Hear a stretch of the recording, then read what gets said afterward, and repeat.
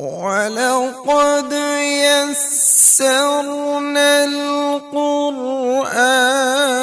لِلذِّكْرِ فَهَلْ مِن مُّدَّكِرٍ۔ السلام علیکم ورحمۃ اللہ وبرکاتہ۔ نحمدہ ونصلی علی رسولہ الکریم، اما بعد فاعوذ باللہ من الشیطان الرجیم، بسم اللہ الرحمن الرحیم۔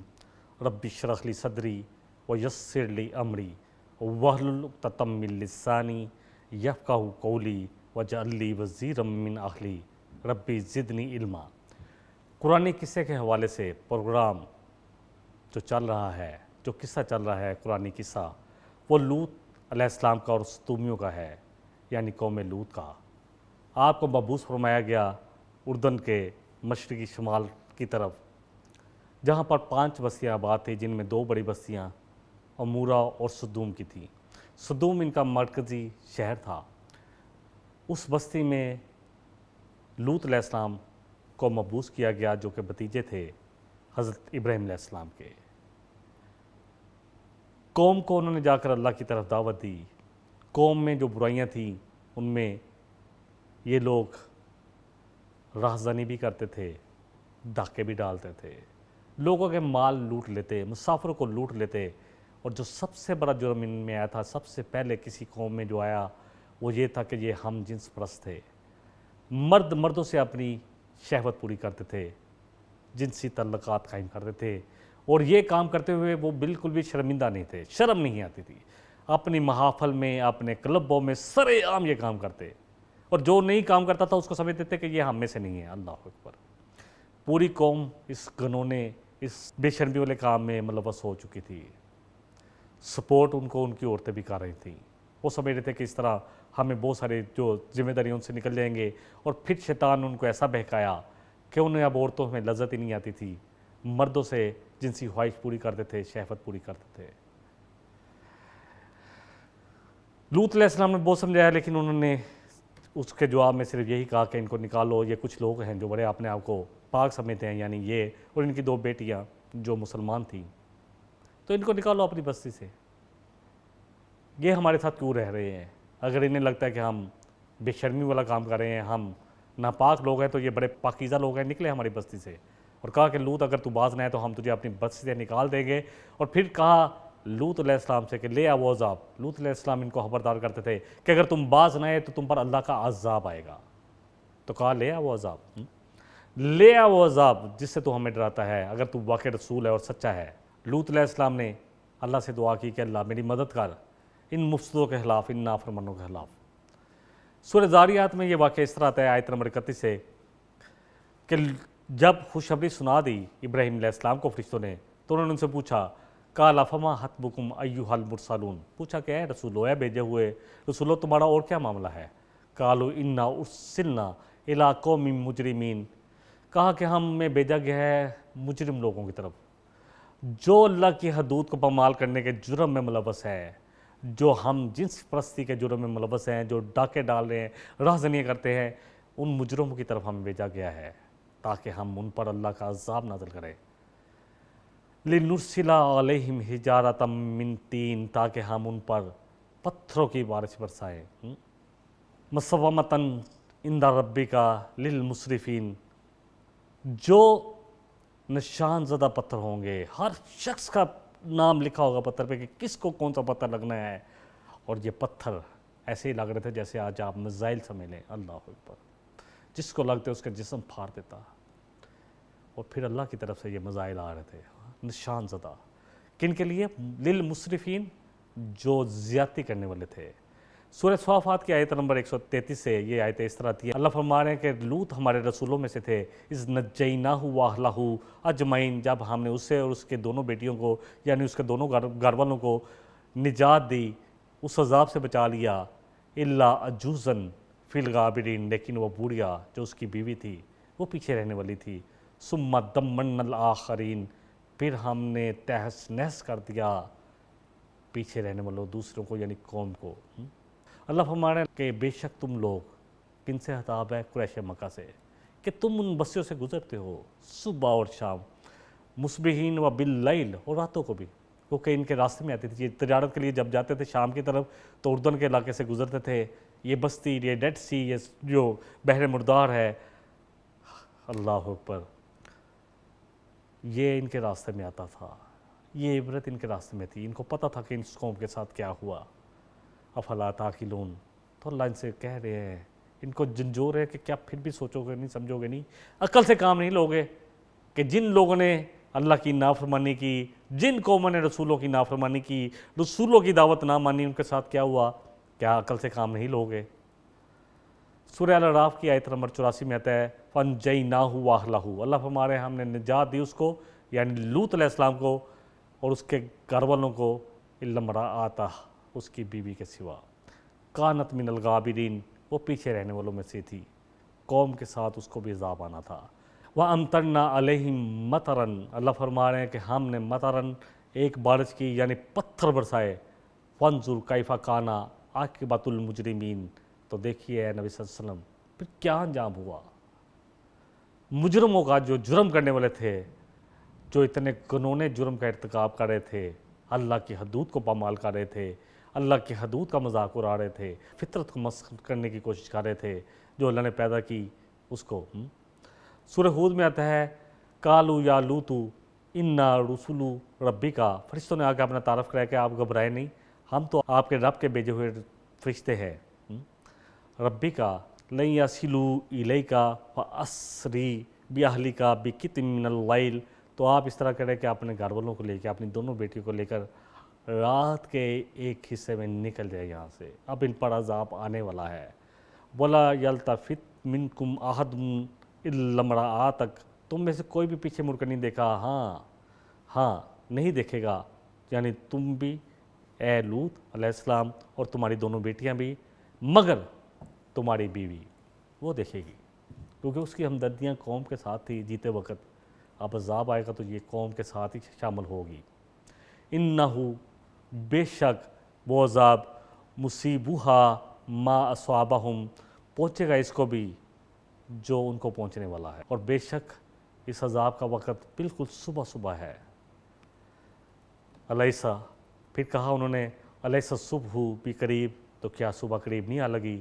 یعنی لوط علیہ السلام سے انہوں نے کہا کہ آپ نکلیں یہاں سے، چلے جائیں، اب عذاب کا وقت آیا ہی جاتا ہے اور آپ نے پیچھے مڑ کر نہیں دیکھنا، مگر آپ کی بیوی وہ پیچھے مڑ کر دیکھے گی. کہا جاتا ہے کہ جب قوم پر عذاب آنا شروع ہوا تو قوم کی چیخیں شروع ہوئیں، پیچھے ڈیفینیٹلی عذاب آ رہا ہے، بارش ہو رہی ہے، اور تورات میں آتا ہے کہ ان پر گندک کی اور آگ کی جو ہے برسات ہوئی. اللہ عالم، بہرحال ان پر پتھروں کی بارش ہوئی.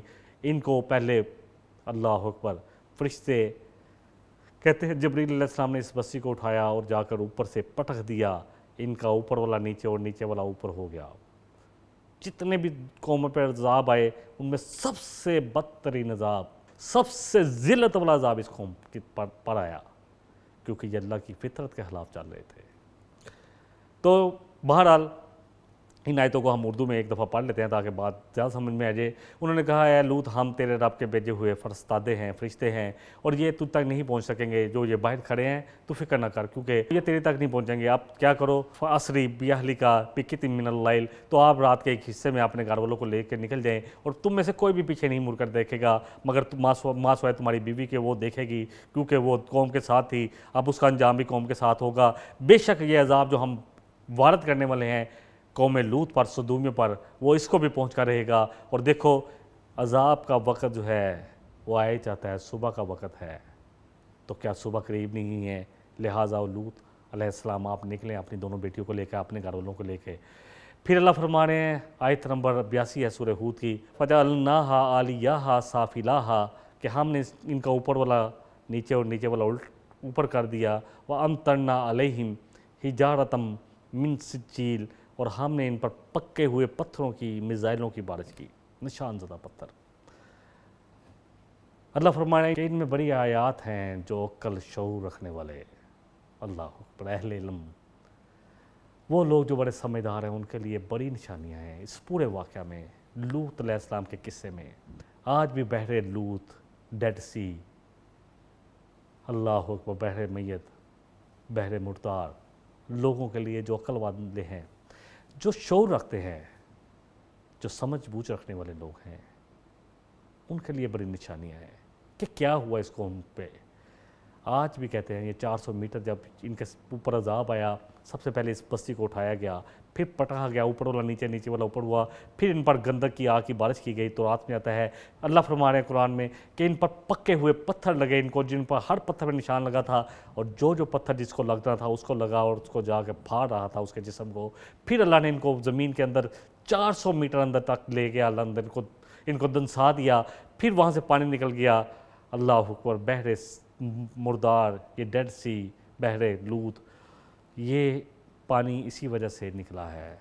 400 میٹر کتنے تقریباً سمجھ لے کہ 1200 فٹ ہے گہرا، اور یہاں پہ ایسا پانی ہے جس میں کوئی چیز ڈوبتی نہیں ہے، جس میں کوئی بھی چیز رہ نہیں سکتی۔ اللہ اکبر۔ جب جا کے نیچے اس کا جائزہ لیا گیا تو آج بھی ان بستیوں کے نشانات ملتے ہیں۔ بڑا سمجھدار سمجھتے ہیں، ان کے لیے بڑی نشانیاں ہیں۔ وَإِنَّهَا لَبِسَبِيلٍ مُقِيمٍ، اور یہ سب ان کے راستے میں آتی ہیں۔ اللہ فرما رہے ہیں وَإِنَّ فِي ذَلِكَ لَآيَةً لِلْمُؤْمِنِينَ، اور اس میں ایمان والوں کے لیے بھی بڑی نشانیاں ہیں، بڑا سبق ہے، بڑی عبرت ہے۔ اللہ فرما رہے ہیں سورہ شعراء میں، ربی نجنی، دعا کی لوط علیہ السلام نے کہ اے میرے رب مجھے نجات دے، وَأَهْلِي مِمَّا يَعْمَلُونَ، اور میری گھر والوں کو بھی اس برے عمل سے جو یہ لوگ کر رہے ہیں۔ تو اللہ نے پھر نجات دی۔ اللہ فرما رہے ہیں فَنَجَّيْنَاهُ وَأَهْلَهُ أَجْمَعِينَ، اللہ فرما رہے ہیں کہ ہم نے نجات دی اس کو، یعنی لوط علیہ السلام کو اور اس کے گھر والوں کو، مگر وہ بڑھیا جو اس کی بیوی تھی وہ پیچھے رہنے والوں میں سے تھی۔ ثُمَّ دَمَّرْنَا الْآخَرِينَ، پھر ہم نے باقی سب کو تہس نہس کر دیا۔ وَأَمْطَرْنَا عَلَيْهِمْ مَطَرًا، اور ہم نے ان پر بارش برسائی پتھروں کی۔ اللہ اکبر، کتنی ہی بری بارش تھی۔ بصیرت والوں کے لیے، دیکھنے والوں کے لیے وہ دیکھا، اگر وہ غور و فکر کریں۔ اِنَّ فِي ذَلِكَ لَآیَةً، اللہ فرما رہے ہیں کہ اس میں یقیناً نشانی ہے۔ وَمَا كَانَ أَكْثَرُهُم مُؤْمِنِينَ، مگر پھر بھی اکثریت ایمان نہیں لاتی۔ وَإِنَّ رَبَّكَ لَهُوَ الْعَزِيزُ الرَّحِيمُ، اور بے شک آپ کا رب زبردست ہے، بڑا رحم کرنے والا ہے۔ سورہ قمر میں اللہ بیان فرما رہے ہیں آیت نمبر 33 سے، کذبت قوم لوط بنذر، تو قوم لوط نے انذار خبردار کرنے کو جٹلا دیا۔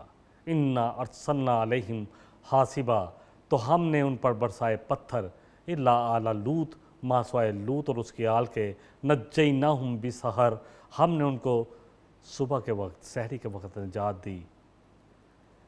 نعمت من عندنا، یہ ہماری طرف سے انعام تھا، نعمت تھی ان کے لیے۔ کذالک نجزی من شکر، اسی طرح ہم بدلہ دیتے ہیں، جزا دیتے ہیں جو اللہ کے شکر گزار ہوں۔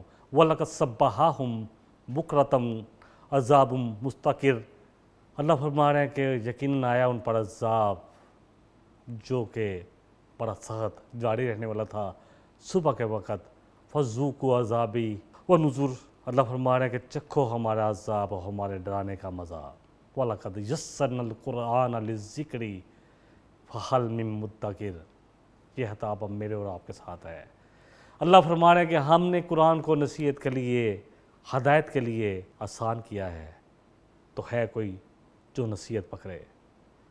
یہ آیت سورہ قمر میں 4 دفعہ آئی ہے، یہاں پہ آیت نمبر 40 ہے، 17، 22، 32، 3 دفعہ پہلے آ چکی ہے۔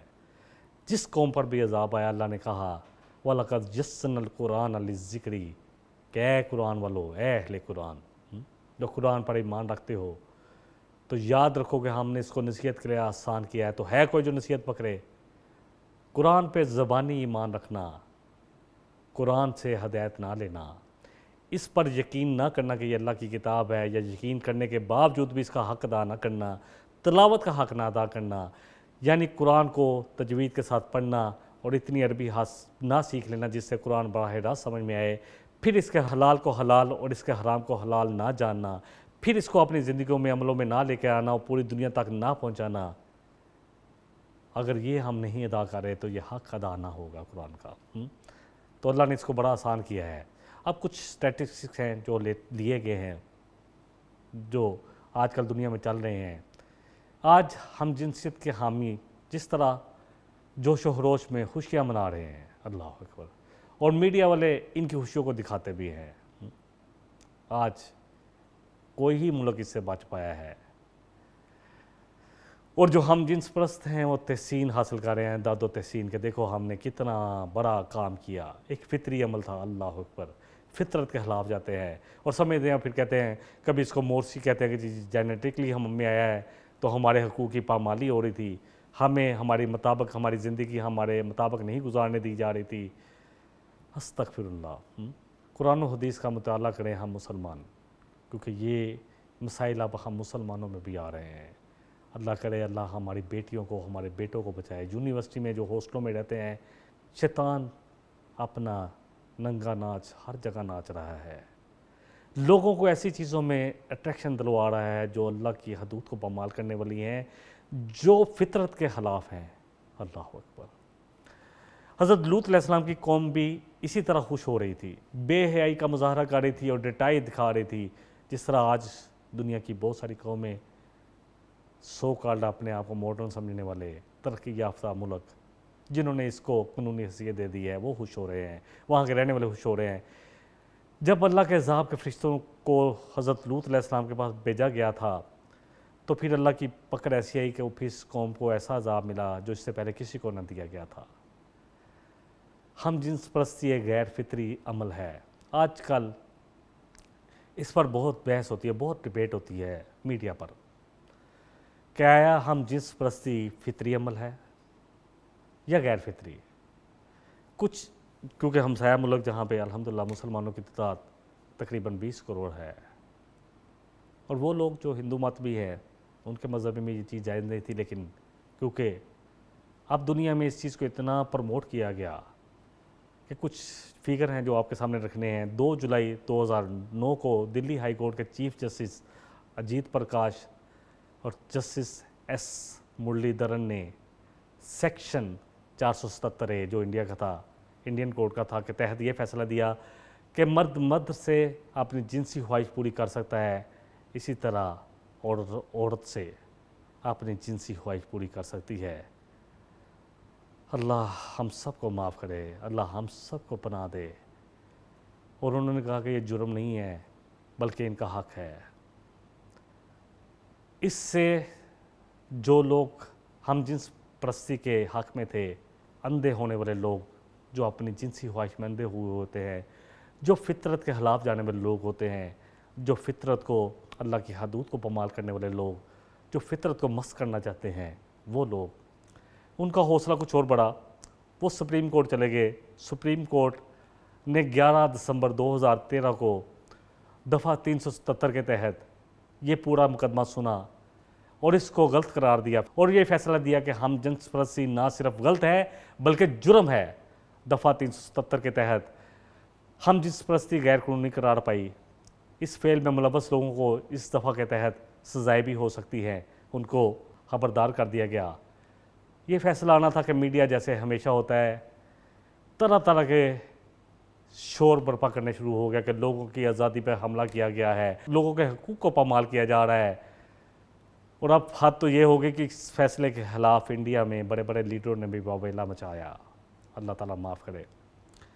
6 ستمبر 2018 کو پھر ملک کی اعلیٰ ترین عدالت سپریم کورٹ نے ہم جنس پرستوں کی خواہش کو آزادی کے نام پر پورا کر دیا۔ 5 رکنی بینچ نے 158 سالہ قانون انڈین پینل کوڈ کی دفعہ 377 کو ختم کرنے کا فیصلہ کیا، جس میں ہم جنسیت کو قابل تعزیر جرم قرار دیا گیا تھا۔ چیف جسٹس دیپک مشرا نے اپنا فیصلہ سناتے ہوئے کہا، جنسی رجحان ایک طبی مظہر ہے۔ اللہ اکبر، اللہ ہم سب کو بچائے۔ اس بنیاد پر کوئی تفریق دستوری حق کے خلاف ہے۔ اور ایک اور جج اندو ملہوترا نے کہا اپنا فیصلہ سناتے ہوئے یہ الفاظ کہے، تاریخ معذرت پیش کرتی ہے کہ ہم جنسیت کے حامیوں کو ان کے حقوق دینے میں جو دیر ہوئی اس پر ہم تاریخ جو ہے وہ معذرت پیش کرتی ہے۔ مذہب اسلام الحمدللہ ثم الحمدللہ اور اس کے پیروکار جو سمجھتے ہیں ہر شعبہ زندگی میں اللہ کا یہ دین، اللہ کی شریعت اور نبی صلی اللہ علیہ وسلم کے فرمان اور یہ قرآن ہماری رہنمائی فرماتا ہے۔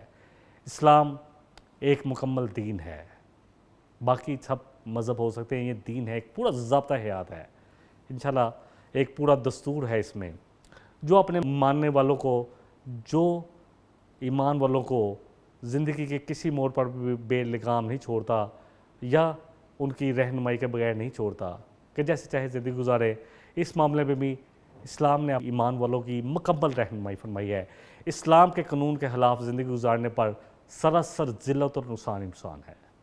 جو چیزیں انسان کی شخصیت یا سماجی زندگی کے لیے فائدہ مند ہوں، انہیں اسلام نے انسان کے لیے حلال قرار دیا ہے، لازم اور ضروری قرار دیا ہے، اور جن چیزوں میں انسان کو اپنی نجی زندگی یا معاشرتی زندگی میں نقصان پہنچنے کا اندیشہ ہو، اسلام نے ان تمام چیزوں کی حوصلہ شکنی کی ہے۔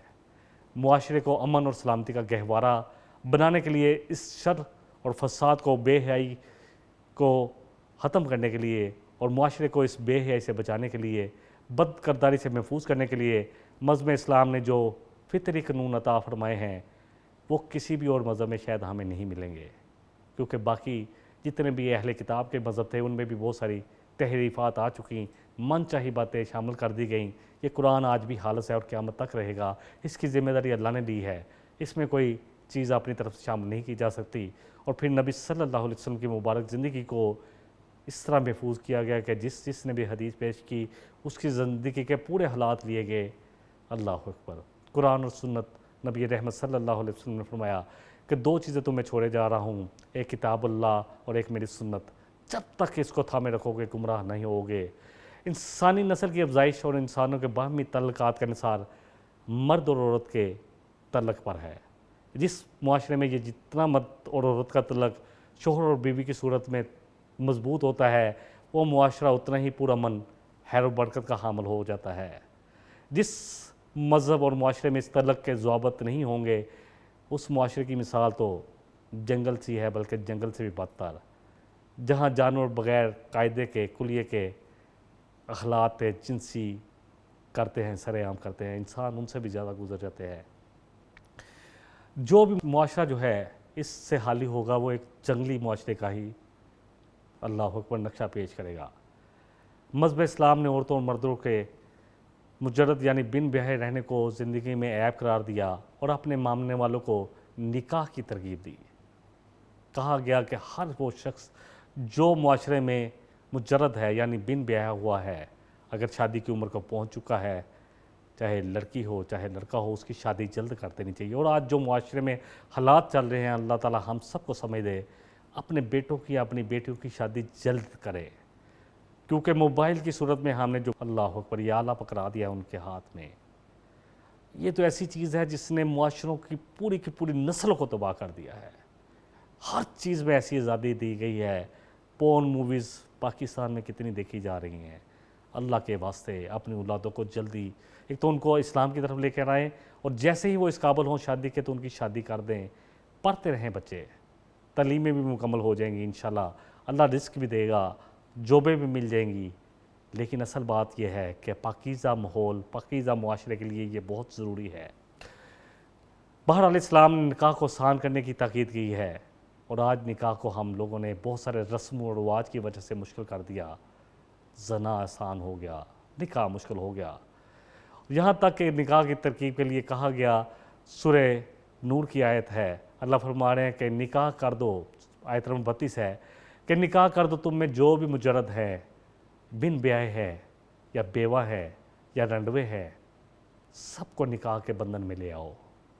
نکاح انسان کو پاکیزہ کرتا ہے، شرمگاہ کی حفاظت کرنے والا ہے، انسان کے خیالات کو پاکیزہ کرنے والا ہے۔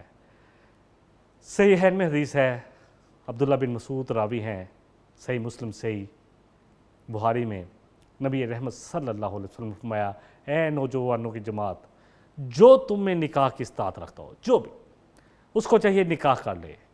فرمایا کہ نکاح کو نیچے کرنے والا ہے، شرمگاہ کی حفاظت کرنے والا ہے، اور جو بھی ابھی نکاح کی ذمہ داری اٹھانے کی سخت نہیں رکھتا تو وہ جنسی زور کو کم کرنے کے لیے روزے رکھے۔ یہ بھی انسان کی حفاظت کرتے ہیں، شرمگاہ کی حفاظت کرنے کے لیے ضروری ہے۔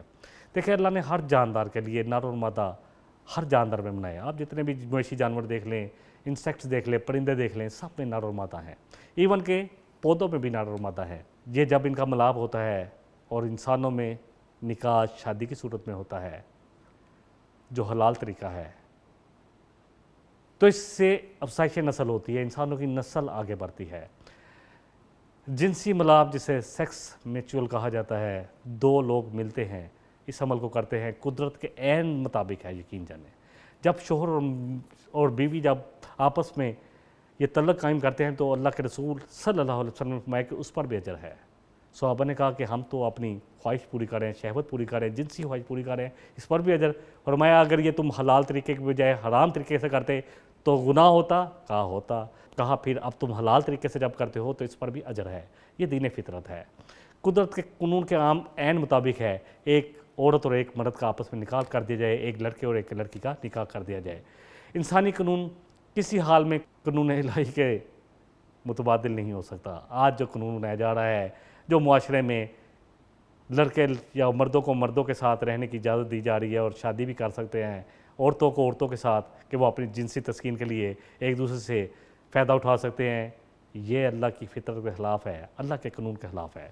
قانون الہی کے فائدے، حسنات و برکات انسان دیکھتا ہے کہ جن معاشروں میں نکاح ہوتا ہے، نظر پاک ہوتی ہیں، تو وہ کیسے امن کا گہوارہ بنے ہوئے ہیں۔ موجودہ دنیا میں برپا فساد ہم دیکھتے ہیں کہ جو ریپ ہو رہے ہیں اور جو بچوں کے ساتھ جو کچھ ہو رہا ہے، اللہ اکبر، یہ سارے انہی قانونی جرم میں سے آ جاتے ہیں۔ یہی وجہ ہے ہم جس پرستی، چاہے وہ مرد مرد سے کرے، ہومو سیکشول، ان کو مرد مرد سے کرے تو ان کو گے کہا جاتا ہے، اور عورت اگر عورت سے کرے تو اس کو لیسبین کہا جاتا ہے۔ اللہ اکبر، دونوں ہی حرام اور دونوں ہی برابر ہیں۔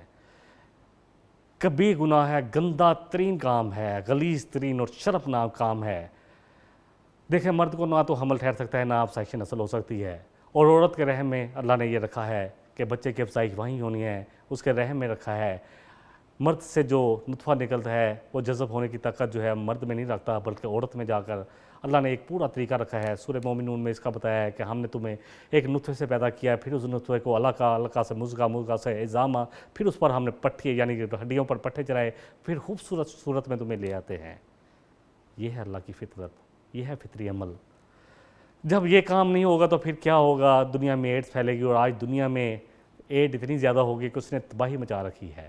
یورپ، امریکہ، ہندوستان میں یہ بیماری اتنی زیادہ بڑھ گئی کہ ہندوستان میں، جس کا میں نے ذکر کیا کیونکہ وہ ہمارا ہمسایہ ملک ہے، مسلمان بہت زیادہ رہتے ہیں اور کلچر بھی ہمارے ملتے جلتے ہیں، جہاں پر اس کو قانونی حیثیت مل گئی 2018 میں، وہاں کے وزیر کا بیان ہے کہ ہندوستان میں ایڈز اتنی بڑھ رہی ہے کہ عنقریب بہت زیادہ جو ہے مخلوق کو یا بہت ساری آبادی کو اپنی لپیٹ میں لے لے گی۔ اللہ کا سب سے زیادہ سخت عذاب اسی قوم پر آیا، جیسے کہ پہلے اس پر بات ہو چکی ہے۔ مسلمانوں کو اللہ اتباع کرے کہ اسلامی معاشرے کو اس گندگی، اس خبیث گنونی عادت سے ہمیشہ سے بچایا جائے۔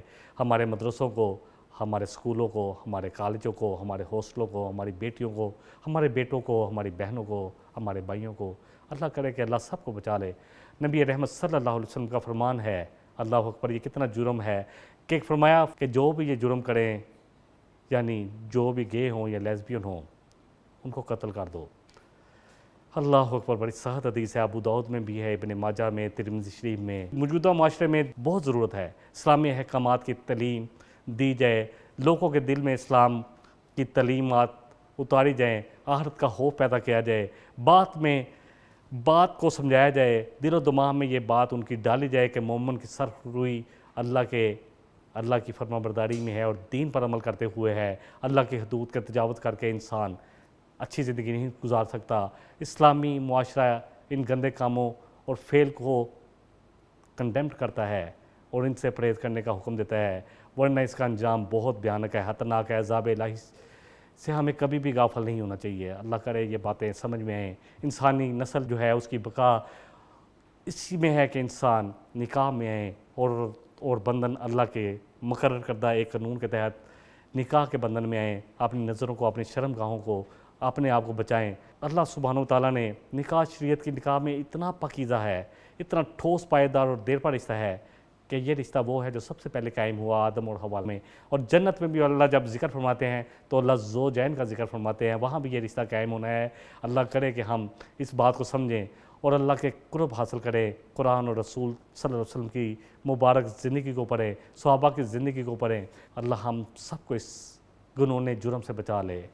ہم جنسیت کی جو وبا پر چلی ہوئی ہے پوری دنیا میں، اللہ ہمیں بھی بچا لے، اللہ تمام انسانوں کو بچا لے، اللہ مسلمانوں کو بچا لے، اللہ ہماری نسلوں کو محفوظ کر لے، کیونکہ یہ باتیں اب ہماری نسلوں میں بھی آ رہی ہیں۔ اللہ ہم سب کو محفوظ رکھے، اور اللہ ہم سب کا حامی و ناصر ہو، اور اللہ ہمیں قرآن اور سنت کا صحیح فہم عطا فرمائے، اور اللہ ہمیں قرآن اور سنت کے مطابق عمل کرنے والا بنائے۔ وآخر دعوانا ان الحمد للہ رب العالمین۔ سبحانک اللہم و بحمدک، اشہد ان لا الہ الا انت، استغفرک و اتوب الیک۔ السلام علیکم ورحمۃ اللہ وبرکاتہ۔ وَلَقَدْ يَسَّرْنَا